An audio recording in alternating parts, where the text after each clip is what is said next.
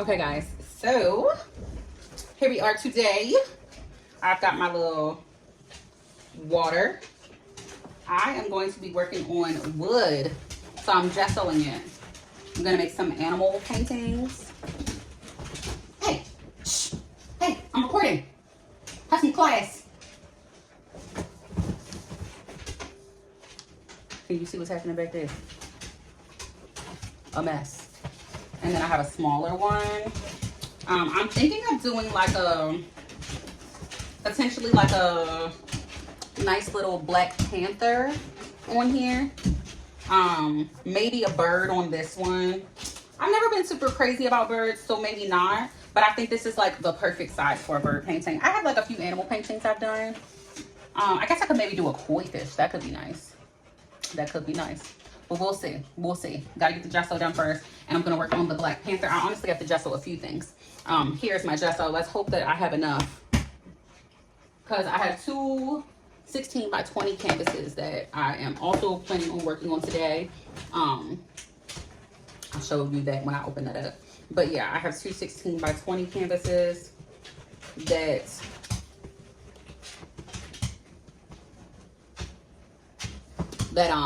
I need to gesso as well, so that hopefully I can get the sketches on everything. I know I'll do a sketch for this one and at least for one of the canvases. So yes, I got to do this. It takes like, I say like you really need like a good hour in between each layer. I don't know how many layers I need for wood, so we're gonna find out. Y'all, I was at Michael's today. I really should have gotten another can of this because this is really all I have. Y'all see that? It's barely anything. Oh my gosh, stressful. I like to wet the surface first. I just feel like, for one, it catches any hairs that might be on it. Y'all, please disregard my child humping. Carter, sir, can you go in a different room? Breathing all heavy. Goodness gracious, have some class. Embarrassing. But yeah, so I feel like the wood needs to be wet first, because I wet my canvases first, like this. Anytime I'm about to gesso something. For one, I think it catches all the little extra follicles that ain't supposed to be there. And then for canvas material, it helps to like tighten it up before you put the gesso on. I don't know if it does the same thing for wood. I mean, it's wood, so it doesn't really need to be tightened. But, you know, whatever. But yeah, so just smacking the gesso on here. And I'm going to sand it down between each layer. I don't know if I want to like take the gesso all the way to the edges or not. I almost want the edges to be a little, I kind of want it to be known that it's a different material, like that it's wood. I'm not quite sure. I don't know. This is my first time painting on wood, but I'm excited about it. I am. I have a few wood circles that I plan on painting on because I like doing animals. They're more of like my quick paintings, my easy to do, not too serious, but still very cute and fun paintings that I do. They usually don't take me more than like a day or two. If I have all day to do them, it doesn't take me more than a day or two. Pretty quick. They just come very easy to me. So yeah, so I thoroughly enjoy doing them. And I've been painting like a lot of intense, emotionally intense, I would say. Like, if you're an artist and you paint with your soul, you know how, you know, striking putting all of that on the canvas can be back to back, I feel like. If you're an artist that paints with your soul and not just like painting to paint. So I like to do these more fun ones, which I still like to put a little bit of soul into. Don't get me wrong. The animals have soul, honey. But it's not the same as the emotional, expressive ones that I do that are like my go-to. Y'all will see more. I'll be able to show y'all my stuff, especially when I have a vending event coming up at the end of May, so y'all will see that then. But yeah, so this is what the first layer of gesso is. Ooh, what is that?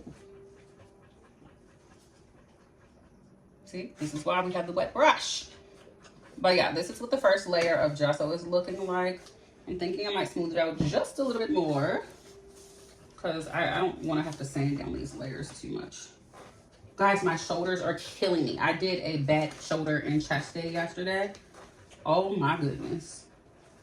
I don't know who I thought I was, amping up the weight, did all the reps, and I did like 150 jump ropes, which is not a lot, but after having a full shoulder day to go and do jump rope for 150 in less than what, a minute, I was glowing, okay? Don't know who I thought I was, but now my shoulder, as I'm brushing this on here, is telling me that I thought I was somebody else. Clearly. I knew what my plans were for today. I knew I was going to be doing this. Why did I do that? I don't know. But okay, so that's the first one. So, wow, we're going to rotate. Oh, move this over here. Ooh, ooh. Okay, you know what? You just stay right there. How about that? How about that? We'll just come over to you. Yeah. And it's okay that like this is already wet with gesso. That's really fine. Honestly, you're about to put gesso on it anyway. It's just really... And see, I didn't dust this one first. See, I'm talking. I'm not paying attention. I absolutely did not dust this one first. And you know what? Here we are. We'll just scrape them out. Oh my gosh, there are hairs. Because this was sitting in the corner on the floor with my wrapped canvases before I brought them over to the table. And I brushed off that one, but I did not brush off this one because I can't multitask. I cannot talk and do things as successfully as I should, obviously. Obviously. Now here I am pulling teeny tiny little hair fibers out of this. It's like looking for a needle in a haystack. Oh my gosh. I honestly never hear anybody say that anymore. Never. Never. But yeah, so here are pretty much the first layers of gesso. And it's going to take about an hour to dry. But it's very necessary, especially on wood, I feel like.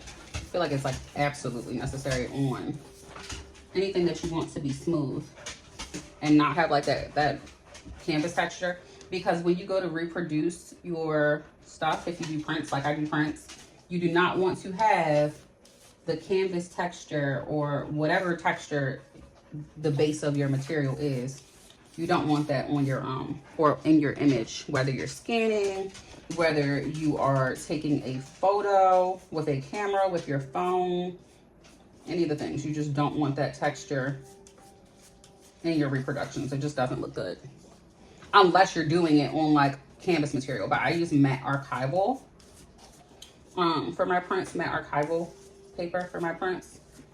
And so obviously I don't want it to look like canvas, but if I was using canvas or some type of linen material for my reproductions, it would be fine. But I'm not, so it needs to be smooth. Yeah, definitely needs to be smooth. If you guys do like any reproductions of your own and you have like little tips and tricks, please feel free to share, guys. I have not been a professional artist for long, honestly. I just passed the year mark. Celebrate. Let's see if I can remember to put some hand clapping emojis or something, or a GIF or something right there.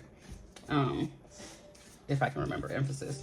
Now for this one, because it's a little more beige in color, like this one was like a white color. But this one's a little more beige. And as of right now, I have no clue what I'm doing with it. I'm just prepping it, and then we're gonna go with it after. Oh, my shoulder hurts so bad, y'all. My shoulder.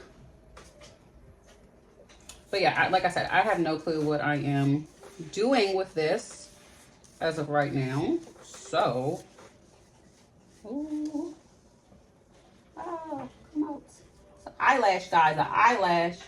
Like, what do I need to do? Do I need to wear goggles or something and a hairnet? Christ. Oh, it won't come out. I'm making it worse. Oh my gosh, you know what? Whoever buys this is gonna have my DNA at this point. Don't try to frame me for murder, y'all. Please don't. I promise, I'm a nice person. I don't deserve it. Nobody deserves to be framed for anything. It's not a nice thing to do. But yeah, so. Oh my gosh. And I had the idea that I want to incorporate metallics. So usually anytime I do animals, honestly, I went through like a whole metallic phase. Last year with my paintings, even the people ones, I was like incorporating different metallic glowing stuff. or just shiny, whatever you want to call it. I was incorporating it in like every single painting last year, and I kind of loved it. Yeah, so I definitely think like I want their eyes to glow with whatever. Like, I'm thinking that for the panther, I'm probably gonna have like gold incorporated, but that depends what color I decide to do the background, which once I get off with you guys, I'm gonna figure that out. I think sometimes I come up with a plan, kind of a very loose plan, and then as I'm doing it, that plan very much changes, which is all a part of the creative process. Like, it's okay for it to change. Like, it's not like it's a commission or anything. This is stuff that I just want to do. So who cares, right? As long as it looks beautiful in the end, which it will, or you guys will never see it. I'm laughing, but I'm so serious. I'm laughing, but I'm extremely serious. It's like a painful laugh. Granted, I don't think I really had any pieces that I didn't love when I did them. Now, maybe some of my pieces I don't love as much now that I've gained a little bit more technique.